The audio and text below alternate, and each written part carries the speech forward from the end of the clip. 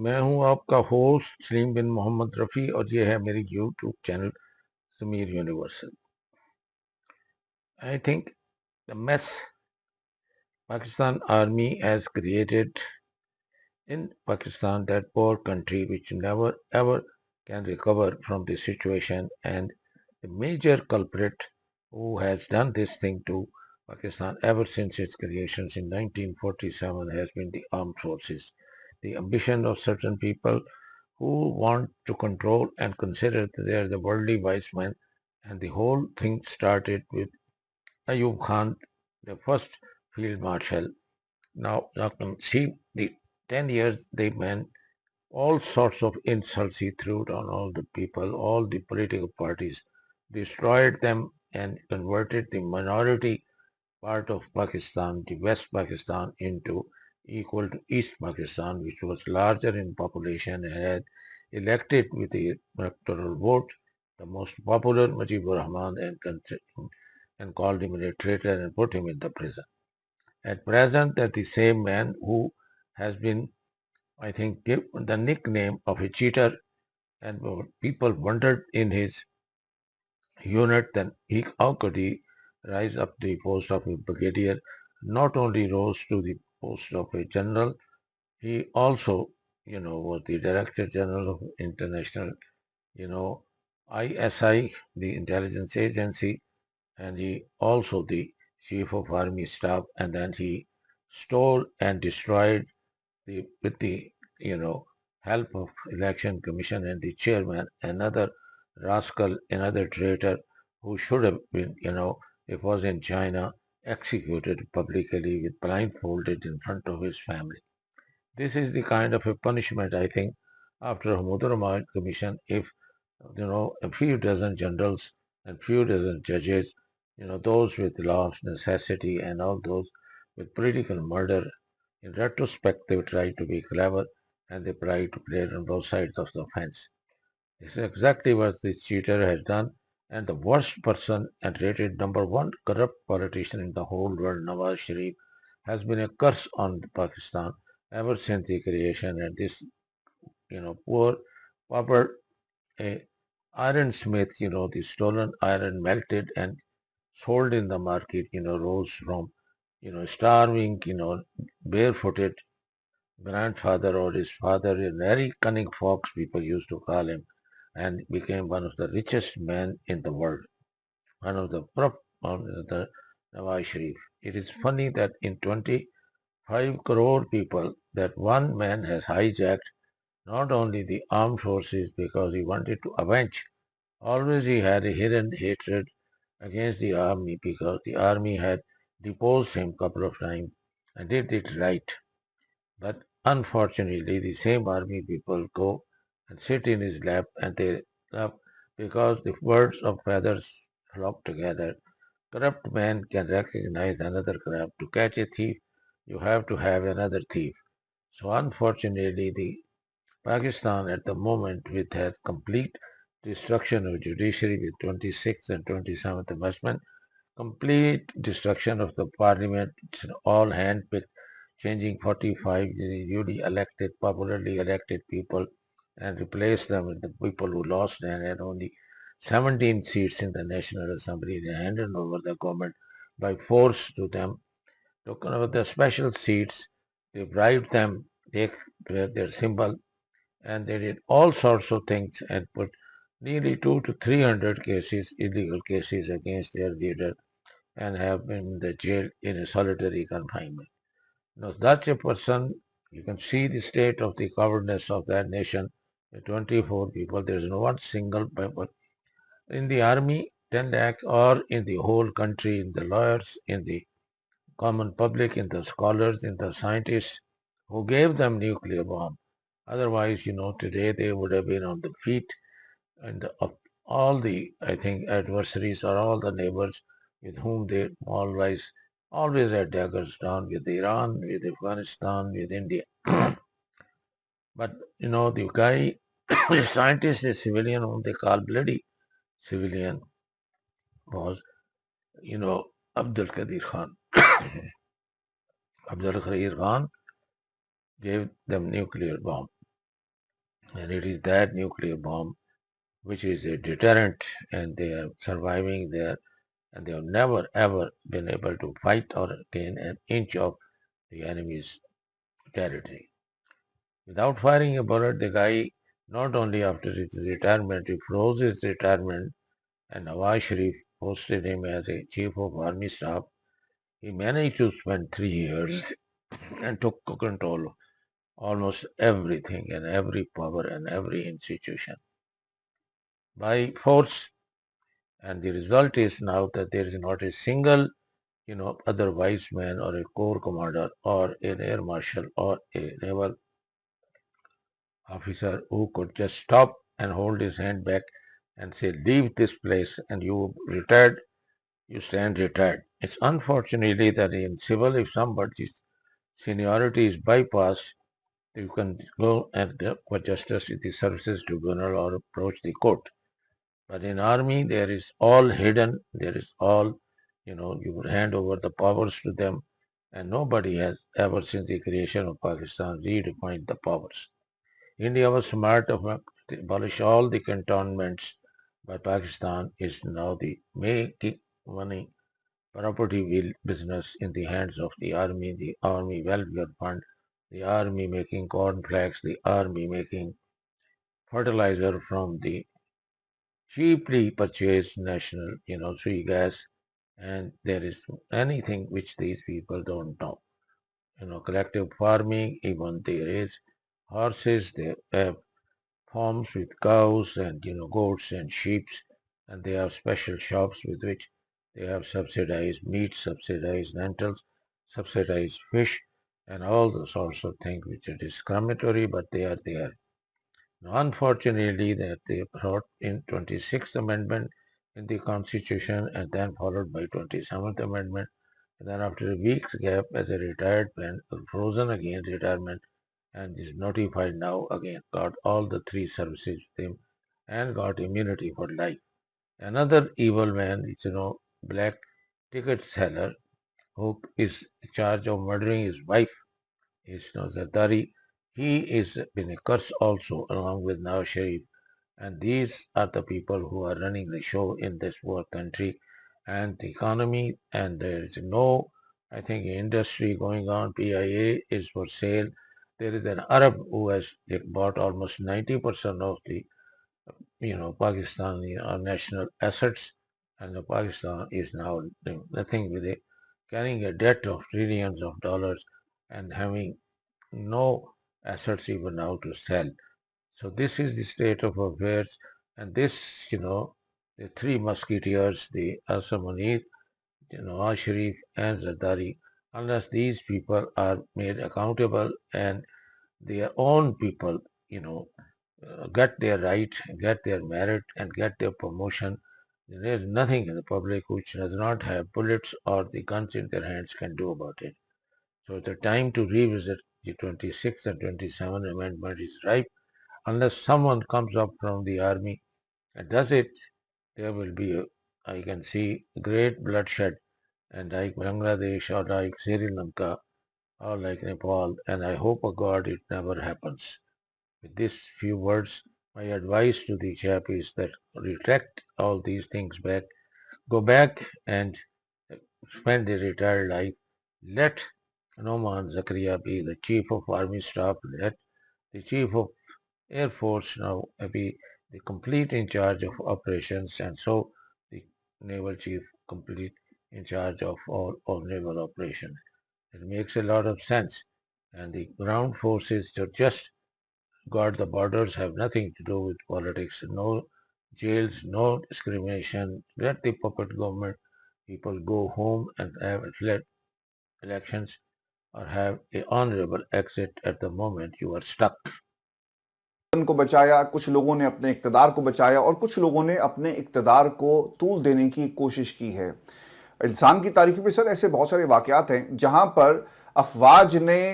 ریاست کے اندر اپنے اقتدار کو بنانے کے لیے یہی راستے اختیار کیے۔ روم کے پہلے شہنشاہ آگسٹس سیزر نے 27 قبل مسیح میں ایک خصوصی فوجی دستہ بنایا۔ اب اس کا کام کیا تھا اور اس کا نام کیا تھا؟ پریٹورین گارڈ۔ ظاہری مقصد یہ تھا کہ آپ نے بادشاہ کی حفاظت کرنی ہے، سلطنت کا دفاع اور اقتدار کے استحکام کے لیے سر دھڑ کی بازی آپ لگا دیں گے، مگر طاقت کی ایک عجیب فطرت ہے دوستو، وہ جتنی آپ کو ملتی ہے اتنا ہی آپ کو نگلتی ہے۔ پہلی صدی عیسوی میں خصوصاً ٹیبیریس کے دور میں یہ محافظ خاموشی سے طاقت کے مراکز میں گھسنے لگے۔ رفتہ رفتہ محافظ کم، بادشاہ گر زیادہ بنتے گئے۔ پھر وہ وقت بھی آیا جب وہی بادشاہ بناتے اور وہی بادشاہ ہٹاتے، اور کبھی کبھار تخت کو نیلام بھی کر دیا جاتا۔ طاقت کی اس بے لگام شاہ سواری کا پہلا دل دہلا دینے والا واقعہ 41 عیسوی میں پیش آیا۔ پریٹورین گارڈ نے اپنے ہی محافظ شہنشاہ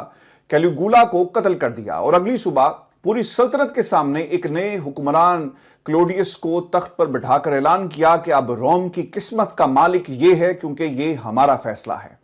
یہ وہ لمحہ تھا جب رومن امپائر بادشاہ کے ہاتھ سے نکل کر محافظوں کے قبضے میں چلی گئی۔ قانون، شرافت، نظم سب دکھاوا تھا، اصل طاقت صرف تلوار اٹھانے والوں کی تھی۔ اسی دن سے رومن تاریخ میں ایک نیا باب لکھا گیا، پریٹورین سٹیٹ، وہ ریاست جہاں بادشاہ محض علامت ہوتا ہے اور فیصلے وہ کرتے ہیں جنہیں اصل میں صرف رکھوالی کرنی تھی۔ یہ دنیا کی پہلی مشہور اسٹیبلشمنٹ رجیم چینج تھی۔ یہ وہ لمحہ تھا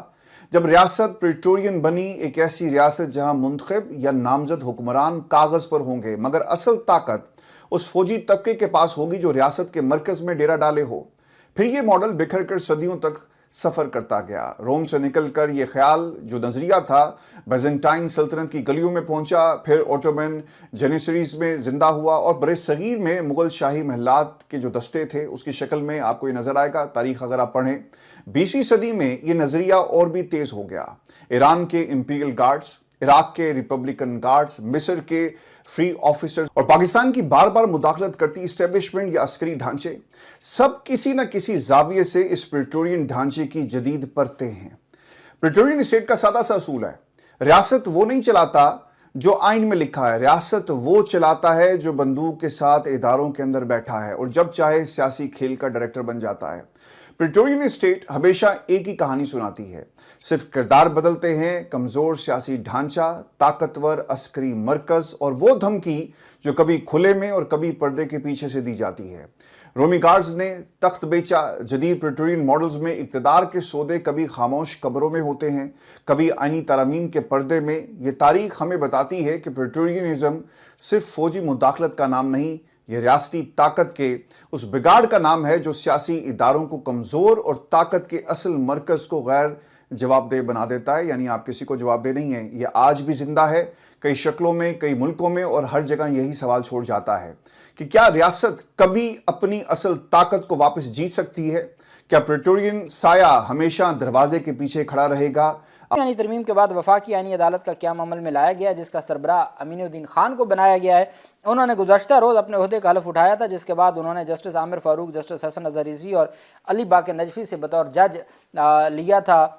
ایک حلف لیا تھا۔ اب جسٹس ارشد حسین شاہ جو کہ لائے گئے ہیں خیبر پختونخوا سے، ریٹائرڈ جج ہیں، وہ سپریم اپلیٹ کورٹ کے 3 سال جج رہے تھے، گلگت بلتستان کے 3 سال ان کو وہاں جج رکھا، پھر اس کو وزیر قانون بنایا، پھر نگران وزیر قانون کے پی کا، اور پھر نگران وزیر اعلیٰ بنایا کے پی کا جب یہ غیر آئینی طور پر انتخابات نہیں کروائے گئے تھے، اور پھر ان کو جو جسٹ مسنگ پرسنز کا جو کمیشن ہے اس کا سربراہ بنایا گیا تھا۔ اور اب اس ریٹائرڈ جج کو، جو سپریم کورٹ سے اوپر کی عدالت ہے، ہائی کورٹ میں نہیں، سپریم کورٹ میں بھی نہیں، سپریم کورٹ سے اوپر عدالت جو وفاقی آئینی عدالت ہے جس کے فیصلے بائنڈنگ ہے سپریم کورٹ پر بھی، اس کا جج، ریٹائرڈ جج، وہ بھی گلگت بلتستان کا جو ریٹائرڈ جج تھا، اس کو لگا دیا گیا۔ اور آج معزز جو ججز تھے انہوں نے حلف بھی اٹھا لیا ہے۔ ابھی یہ تھا پاکستان تحریک انصاف کے خلاف جو الیکشن کمیشن آف پاکستان نے انٹر پارٹی انتخابات سے متعلق کارروائی شروع کی تھی، تو اس پہ اسٹے آرڈر جاری کیا تھا، 5 رکنی بینچ بنا تھا اور انہوں نے اسٹے آرڈر جاری کیا تھا، اور یہ سوال اٹھائے تھے کہ الیکشن کمیشن کیسے نااہل قرار دے سکتا ہے عمران خان کو، جو عمران خان کو بانی پی ٹی آئی کے عہدے سے ہٹانا، چیئرمین پی ٹی آئی کے عہدے سے ہٹانا، ان کے خلاف جو ڈسکوالیفیکیشن ریفرنس تھا، وہ ساری جو کارروائی تھی وہ 5 رکنی بینچ میں تھی۔ وہاں یہ سوال اٹھایا گیا تھا. پھر وہاں پہ جسٹس شاہد کریم صاحب نے یہ سوال اٹھایا تھا. عامر فاروق صاحب نے ایک کیس اپنے پاس رکھا ہوا تھا اور وہ نہ ڈیسائیڈ کرتے تھے نہ واپس دینے کو تیار تھے. درخواست دی گئی تھی کہ جی ہم آپ سے کیس واپس لینا چاہتے ہیں. لاہور ہائی کورٹ میں 5 رکنی بینچ بن گیا ہے. تو عامر فاروق صاحب نے وہ درخواست 8-9 مہینے رکھنے کے بعد خارج کر دی تھی. تو شاہد کریم صاحب نے, شمس محمود مرزا کی سربراہی میں بینچ تھا, تو شاہد کریم صاحب نے یہ سوال اٹھایا تھا کہ وہ کیسے اپنے پاس کیس کو رکھ سکتے ہیں اور کیسے عدالت مزید ہو سکتی ہے کہ میں ہی سنوں گی. تو یہ کیسے ہو سکتا ہے؟ یہ وہ ججز سے آئین اور قانون کی منشا کے مطابق فیصلے دینے والے. شمس محمود مرزا صاحب جو پہلا نام تھا, جو سینئر 5ویں نمبر پہ جج ہیں سینیورٹی میں, انہوں نے آج استعفیٰ دے دیا ہے. اس میں -1 فارمولہ جو ہے یہ شروع کب ہوا, کون کون اس کا نشانہ بنا, اور آج کل جو لوگ عمران خان کو سیاست سے مائنس کرنے کی کوشش کر رہے ہیں, تو اگر یہ کامیاب ہو بھی جاتے ہیں تو صرف یہ سٹوری جو ہے یہ عمران خان پہ ختم نہیں ہوگی, اس کے بعد بھی کچھ لوگوں نے مائنس ہونا ہے, اور وہ کون کون ہو سکتے ہیں اس پر بھی آپ سے بات کریں گے. پہلے ذرا جاتے ہیں جی ہم اپنی سیاست میں. تو ہماری سیاست میں سب سے پہلے جس سیاستدان کو پولیٹکس سے مائنس کیا گیا وہ تھے ہمارے پہلے پرائم منسٹر نوابزادہ لیاقت علی خان, جن کو 1951 میں راولپنڈی کا جو کمپنی باغ ہے جو اب لیاقت باغ کہلاتا ہے, یہاں پہ گولی مار کر شہید کر دیا گیا تھا. تو یہ جو ان کو گولی ماری گئی تھی, جو گولی مارنے والا تھا وہ ایک افغان تھا, سید اکبر, اور وہ پاکستان کی ایک انٹیلیجنس ایجنسی کے ساتھ اس کے بڑے قریبی تعلقات تھے. اور معاملہ جو ہے وہ اس لیے پرسرار ہو گیا کہ سید اکبر جو ہے اس نے جیسے ہی پاکستان کے وزیر اعظم لیاقت علی خان کو گولی ماری تو تھوڑی دیر بعد اس کو بھی وہیں پر گولی مار دی گئی اور اس کا زندگی کا خاتمہ کر دیا گیا. اگر اس کو گولی نہ ماری جاتی تو پتہ چل جاتا کہ اس کو وہاں پر لیاقت علی خان صاحب کو گولی مارنے کے لیے کس نے بھیجا ہے. اور اس کے بعد کیا ہوا کہ جو لیاقت علی خان صاحب کے قتل کیس کی جو انکوائری ہے, وہ انکوائری جو ہے وہ ایک بہت ہی ایک کمپیٹنٹ پولیس افسر تھے اعتزاز الدین صاحب, وہ انکوائری کر رہے تھے. اور وہ ایک دفعہ راولپنڈی سے اپنے کیس کی فائلوں سمیت جہاز پہ جا رہے تھے کراچی, اور ان کا جہاز کریش ہو گیا. تو اس لیے ہم یہ سمجھتے ہیں کہ لیاقت علی خان صاحب کو باقاعدہ سازش کر کے پاکستان کی سیاست سے مائنس کیا گیا, اور ان کے جو قتل کی انکوائری ہے اس کی جتنی بھی دستاویزات تھیں, جتنی بھی ڈاکومنٹس تھیں, وہ ساری انکوائری افسر کے ساتھ ہی ان کو ایک پلین کریش کے ذریعے ملیا میٹ کر دیا گیا, ختم کر دیا گیا. اچھا, اب اس کے بعد جو جنرل ایوب خان صاحب تھے وہ 1958 میں مارشل لا لگا کے وہ پاکستان کے سیاہ و سفید کے مالک بن گئے. تو انہوں نے بھی ایک سیاستدان کو پولیٹکس سے مائنس کرنے کی کوشش کی, اور اس سیاستدان کا نام تھا حسین شہید سہروردی, جو کہ 1956 اور 1957 میں تقریباً وہ 13 ماہ تک پاکستان کے پرائم منسٹر رہے. اور اس کے بعد جب جنرل ایوب خان نے مارشل لا لگا دیا تو جو حسین شہید سہروردی تھے وہ عوامی لیگ کے سربراہ تھے, اور عوامی لیگ بڑی پاپولر پارٹی تھی, اور خاص طور پہ جو پاکستان اس وقت ایسٹ پاکستان تھا اور ویسٹ پاکستان تھا, 1 یونٹ کا زمانہ تھا, 2 یونٹ تھے, east Pakistan west Pakistan. East Pakistan کی میجورٹی تھی, ان کی آبادی زیادہ تھی, تو حسین شہید سہروردی جو ہیں وہ ایسٹ پاکستان کے پرائم منسٹر بھی رہے تھے, اور اس کے بعد پھر وہ پاکستان کے بھی پرائم منسٹر بن گئے تھے. اور کیونکہ بنگالی جو ہیں وہ جنرل ایوب خان کو پسند نہیں کرتے تھے, تو ایوب خان سمجھتے تھے کہ یہ جو حسین شہید سہروردی ہے اگر اس کو پولیٹکس سے مائنس کر دیا جائے تو اس کے نتیجے میں پاکستان پر لمبے عرصے تک حکمرانی کر سکتا ہوں. پھڈا کیا تھا کہ جو حسین شہید سہروردی صاحب تھے وہ 1956 کا جو آئین ہے اس کی جب وہ پاکستان سے باہر گئے تو لبنان کے شہر بیروت میں بہت ہی پرسرار حالات میں ان کی بھی موت واقع ہو گئی. اور حسین شہید سہروردی صاحب جو ہیں وہ پولیٹکس سے مائنس تو ہو گئے بڑے پرسرار انداز میں, لیکن ہوا کیا کہ جو عوامی لیگ ہے اس کی قیادت حسین شہید سہروردی صاحب کی وفات کے بعد شیخ مجیب الرحمان کے کنٹرول میں آ گئی. اور پھر شیخ مجیب الرحمان جو ہیں وہ تھوڑے سے اس وقت نوجوان بھی تھے اور غسیلے بھی تھے, اور ان کو حسین شہید سہروردی کے ساتھ جو سلوک ہوا تھا اس پر ان کو دکھ اور تکلیف بھی تھا، تو انہوں نے پھر 6 نکات کے بنیاد پر ایک پالیٹکس شروع کی، اور انہی 6 نکات کی بنیاد پہ انہوں نے 1970 کا الیکشن لڑا، اس میں ان کو میجورٹی مل گئی۔ اب اس وقت تھے پاکستان کے military dictator general Yahya Khan, وہ آل ان آل تھے۔ اب جنرل یحییٰ خان نے شیخ مجیب کو پالیٹکس سے مائنس کرنے کی کوشش کی، اور انہوں نے اقتدار اس کے حوالے نہیں کیا، اس کے خلاف ملٹری آپریشن کر دیا، شیخ مجیب کو گرفتار کر کے ویسٹ پاکستان لایا گیا، اور یہاں پہ ان کو میاں والی جیل میں بند کر دیا گیا۔ تو ان کے ساتھ کو ڈیل کرنے کی کوشش ہوئی، لیکن وہ ڈیل کرنے کے لیے تیار نہیں تھے،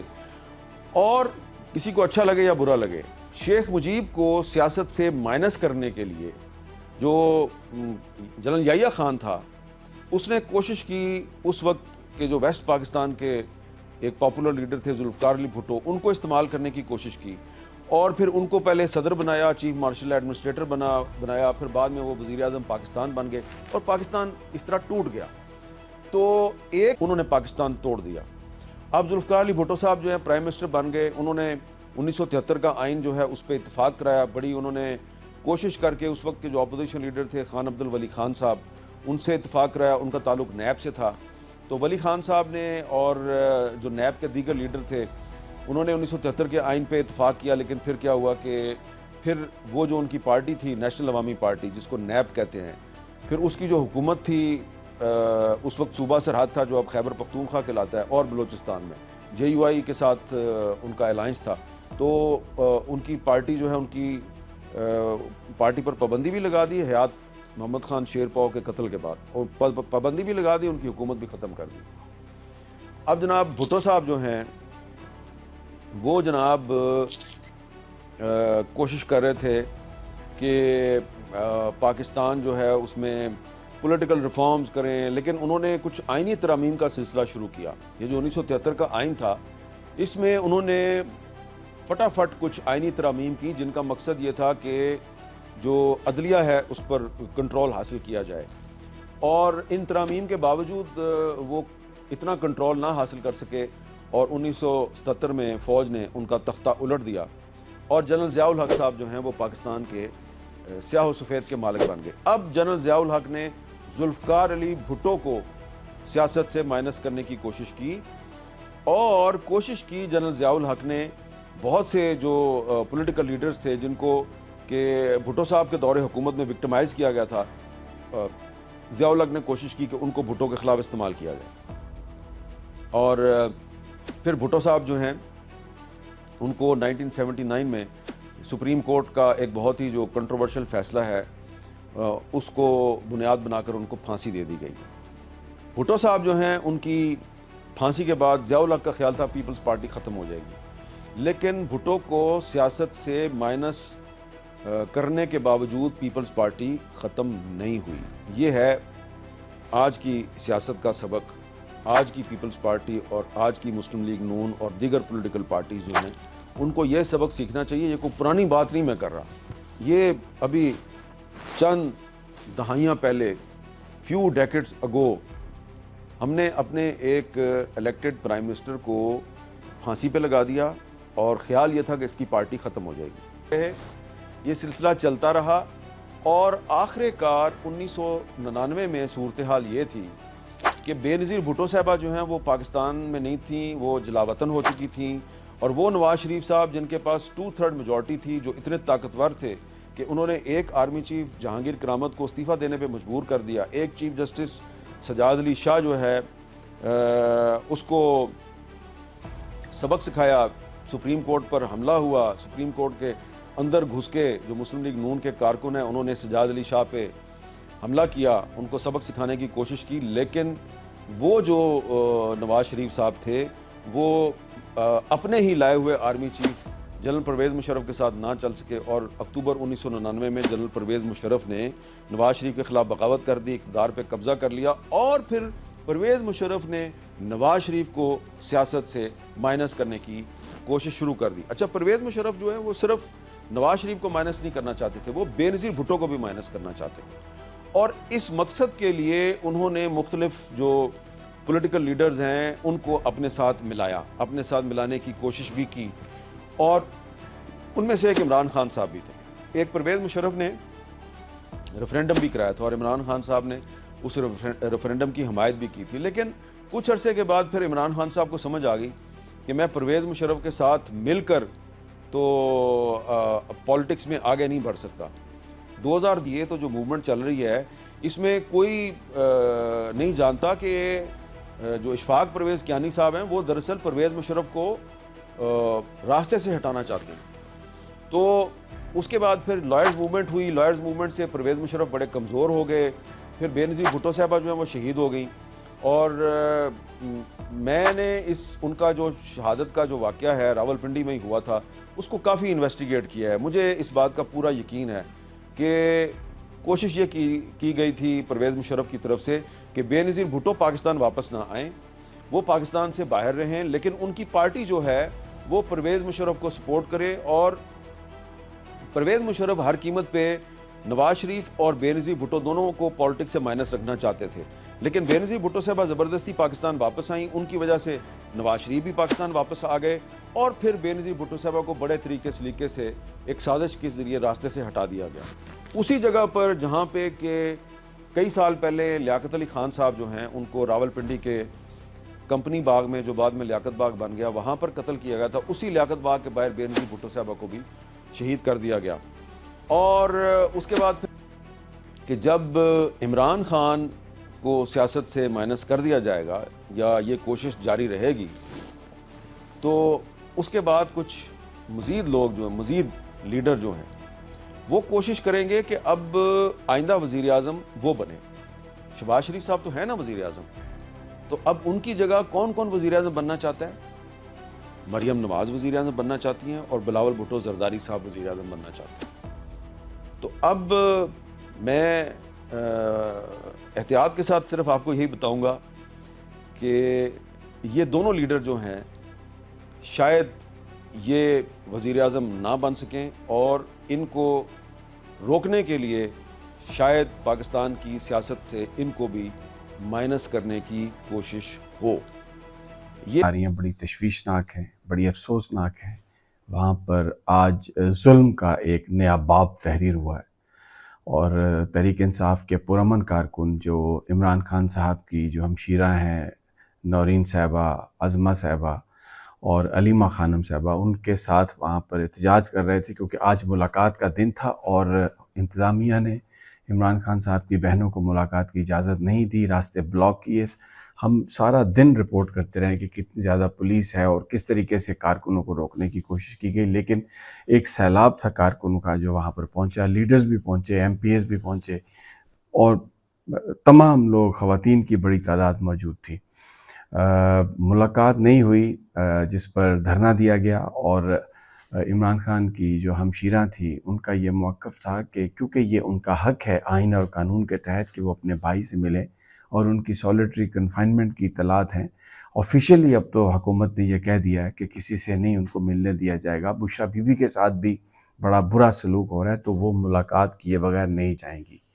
نعرے بازی ہوتی رہی پرامن، کسی ورکر کے پاس کوئی ہتھیار نہیں، کوئی ڈنڈا نہیں، جھنڈا تک نہیں سوائے نعروں کے، اور اس میں پارلیمانی لیڈر پی ٹی آئی کے قومی اسمبلی میں شاہد خٹک تھے، پھر شفقت صاحب جو منسٹر ہیں، شفیع جان جو منسٹر ہیں، مینا خان، سب پی ٹی آئی کے لوگ۔ آنے والے دنوں میں اس نظام کو چیلنج کرنے کے حوالے سے کون سے خفیہ منصوبے بنائے جا رہے ہیں، اس منصوبے کا توڑ جی ایچ کیو میں کیا کیا جا رہا ہے، اس حوالے سے ایک بازگشت جنرل فیض حمید کے کیس کی ہوتی رہی، لیکن جنرل فیض حمید کا کیس کئی ججوں کو لے کر ڈوب سکتا ہے، کئی ججوں کی گرفتاری ہو سکتی ہے۔ حاضر اور ریٹائرڈ جج یونیورسل ٹیلی ویژن کو سبسکرائب کرنا نہ بھولیں، اس کے بعد بیل بٹن پہ کلک کریں اور اپنے کامنٹس کے سیکشن میں اپنے قیمتی جو خیالات کا اظہار ضرور